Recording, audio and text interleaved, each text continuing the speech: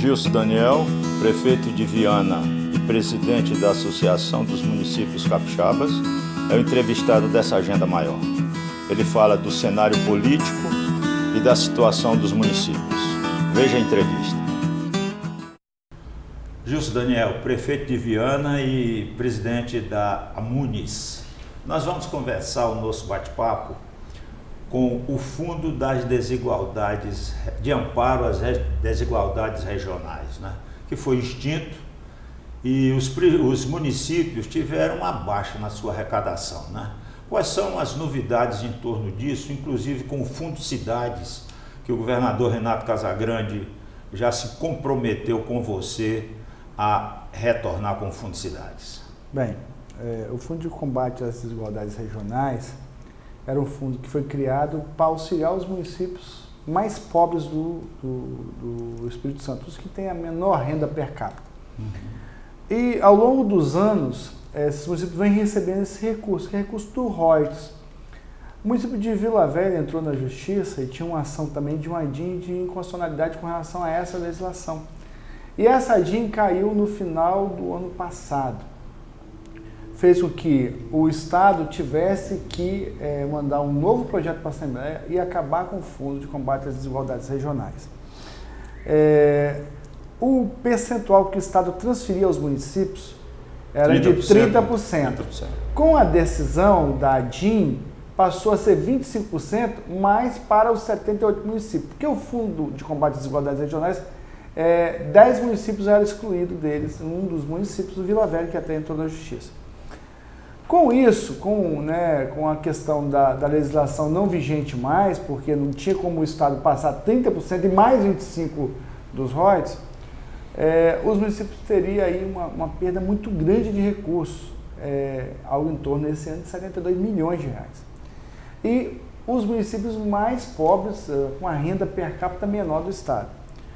O governador Renato Casagrande, que é um governador sensível aos municípios, é um municipalista de carteirinha, ele, na primeira agenda que nós tivemos, ele já chegou falando, nós precisamos acabar com o Fundo de Combate às Desigualdades Regionais, mas nós precisamos buscar uma alternativa de apoio aos municípios. Então ele já veio com uma questão que não tinha como não acontecer, mas já com o pensamento de compensar os municípios que estavam perdendo. Então o Estado, que antes investia 30% dos royalties aos municípios, vai investir algo em torno de 43% a 45% dos royalties.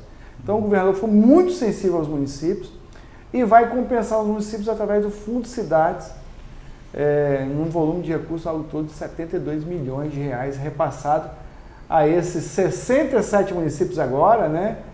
Porque Santa Maria de Jetibá passou a receber mais com a nova legislação. Então, 67 municípios vão receber aí 72 milhões de reais através do Fundo Cidades, que são investimento em todas as cidades. Eu sou muito feliz porque é uma conquista da nossa associação, da Amunis, com o governador que foi sensível aos municípios. E qual é a repercussão disso no âmbito político, em se tratando de um ano eleitoral como 2020? Principalmente para você, que é um prefeito que quebrou uma história lá no município de Viana, se representa o novo, né? Nós acabamos de conversar um pouco isso. Qual é a repercussão disso na área política para você? O caso, vou falar como Amunis, né, primeiro. Sim. Como Amunis, é uma conquista da associação pela parceria e pela relação que essa entidade tem com o governo do Estado. Então, a associação deu um avanço, né, nessa questão de conseguir um auxílio aos municípios no momento de fragilidade e no momento político também. O que representa isso para as cidades capixabas? Representa um aporte de recurso que dificilmente um outro governador faria, O governador Casagrande foi realmente sensível. Por que você fala dificilmente? É porque o histórico é que os governos não gostam de compensar os municípios, né? E o governador, ele não escolheu o município. Se é A ou se é B, se é do partido A, se é do partido B, se é aliado, se não é aliado. O governador Renato Casagrande não olhou isso. Como ele não olhou no mandato passado dele, quando ele criou o Fundo Cidade. O Fundo Cidade foi o critério de distribuição dos recursos foi por critérios sociais. Então você vê que ele não teve conotação política nenhuma no repasse desses recursos no passado aos municípios. Agora não foi diferente. Então não teve critério político para poder ter esses 72 milhões. E o que representa isso para as cidades capixabas? É um aporte de recursos no ano eleitoral, no ano que um prefeito precisa às vezes dar resultado. Nós temos em torno de 60 prefeitos que podem ser candidatos à reeleição. E que é um recurso que ele pode fazer obras, pode fazer investimento. Tem municípios que vão receber mais de 2 milhões de reais. O caso de Viana, nesse fundo de cidades, nós somos um município que tem uma perda muito pequena. Então, a nossa diferença de recebimento do fundo de cidade é em torno de 300 e poucos mil reais. Então, não dá para fazer muita coisa com esse recurso, né? Nossa ideia talvez é pegar esse recurso, investir em alguma obra da cidade, mas tem municípios no interior, pequenos, como Bom Jesus do Norte, como Ibatiba, que vão receber um volume aí de 2 milhões municípios que recebiam bem menos. Bem menos. Os municípios mais pobres, que têm mais dificuldade, vão ter um aporte de recursos para fazer investimento na cidade. Então, esse é o maior ganho para os capixabas, para as cidades capixabas, que o prefeito vai ter nessa reta final agora um dinheiro transferido do fundo a fundo, não é convênio. Então, o prefeito pode definir qual é a prioridade, conversando com os moradores da cidade, dialogando com as comunidades e definindo aonde vai ser aplicado esse recurso. Pode gastar até em custeio. Esse recurso do fundo de cidade é específico para investimento. O que acontece é o seguinte, que os municípios passaram a receber, continuam recebendo royalties, uma parte, e uma parte de fundo de cidade. A parte de royalties ele pode gastar com custeio, 100% com custeio. Agora, a parte do fundo de cidade é exclusivo para investimento. Qual a repercussão, Gilson, você agora como prefeito, como político, e se tratando de um ano eleitoral, o que é que isso representa para o seu partido, Podemos, em termos de crescimento no Estado? Que é um partido pequeno, que está em expansão, o que é que representa? Essa eleição de 2020 é uma eleição de consolidação do Podemos no Espírito Santo.